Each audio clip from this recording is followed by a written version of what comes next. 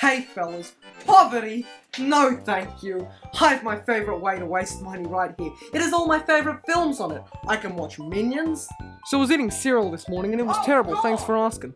Subscription services, I've talked them before, lost my house, got it back, gained an acquisition by Disney, it's all in a day's work, but subscription services are nothing new. In fact, they've existed since companies got bored, i.e. the late 90s. The whole subscription trend in the industry truly started with Netflix, Netflix, right? It was all about renting DVDs online that were delivered through mail. No late fees, this was genius, because everybody knows the worst part about going to the video store to rent a movie was going to the video store to rent the movie. But after a while, Netflix started to offer something amazing, something that changed the face of entertainment forever. Streaming video on demand. This changed everything. It allowed for you to watch some movies whenever you want on the big screen. But what if you suffered from Wii-itis and the only way to access video on demand was through the same system that played Chicken Shoot? I mean, it could have been worse. That's right, the Netflix disc for the Wii, contrary to popular belief, is not a collection of episodes of The Office. Instead, if you were to pop this sucker into the Wii, it allowed you to access Netflix streaming on your Wii, provided you had the power of Netgear. Now you might be wondering, why do I need this disc to make Netflix work on this old thing? Well, that's the thing, you didn't always need the Netflix disc, but the real answer is a little more complicated than you might think. You caught me right in the middle of a crossword, and you see I'm a bit stuck here. The hint is the reason behind the whole Netflix disc thing, but I've been stuck on this for far too long, so flipping over to the answers page, it starts with an M and ends in Microsoft. Alright, it isn't that easy. Essentially, when Microsoft were gearing up for the 7th generation of consoles, they were determined to crush Sony and win control of the living room. Sony was planning on doing the same thing, heavy emphasis on planning, but the problem is nobody was prepared for Nintendo's efforts, the Wii. All of a sudden, Microsoft and Sony were fighting for second place. The Wii proved that there was a massive untapped market for the casuals that cared more about convenience and family fun as opposed to being able to play Duke Nukem forever.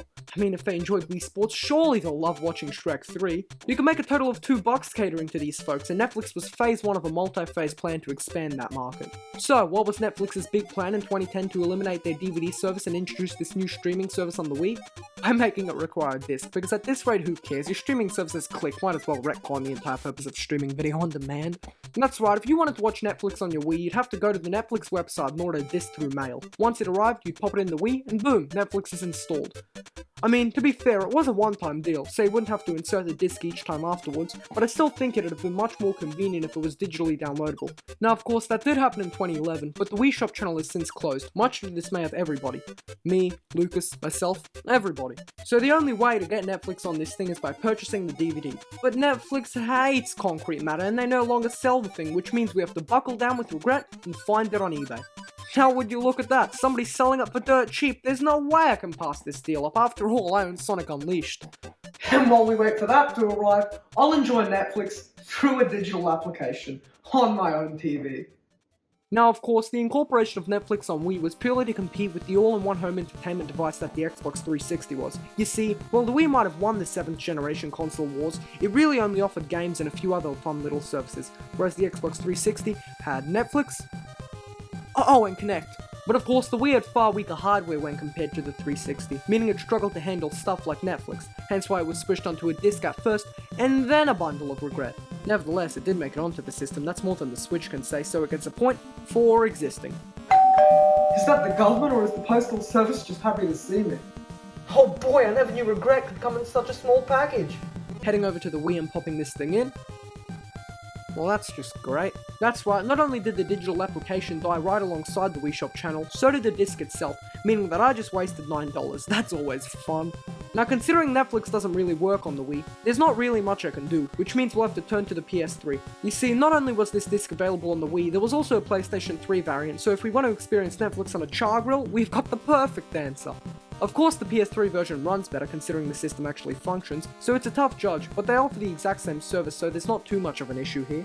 So I ordered one in for $12 and... oh boy, that arrived faster than my regret! After opening the package and popping it in, damn it! Yeah, this one doesn't really work either, meaning that our final solution to trying the Netflix disc on a home console is the Brazil-exclusive PlayStation 2 Netflix disc. I do not own a Brazilian PS2. That's great. I just wasted $21. And all for what? To fill up more shelf space? I already own Sonic Unleashed. What more is there? Well, the mission presents itself almost as much a failure as the disc itself, so the only way to judge it fairly is by taking a look at this time capsule footage, and I gotta say, it's not half bad. I spent all this time looking for it, expecting it to be this terrible version of an already mediocre service, but no, it's all there. Obviously the Wii's forced limitations make it so that it's not the best that Netflix can be, but every film, show, category, and feature is all there. You name it, and it's there. Considering this is the same system that runs Chicken Shoot, I'm pleasantly surprised, and for those that didn't have anything else at the time, not only is this version of Netflix serviceable, it's quite good too. Even if it's pretty much the same thing as any other version of the service, this thing deserves to have been preserved as further proof that the Wii is far more capable than people give it credit for. It's a really neat version of Netflix, and even if that $21 could have gone towards paying my taxes and not the equivalent of shelf space, it was worthwhile. So after all of that, what's the big takeaway here?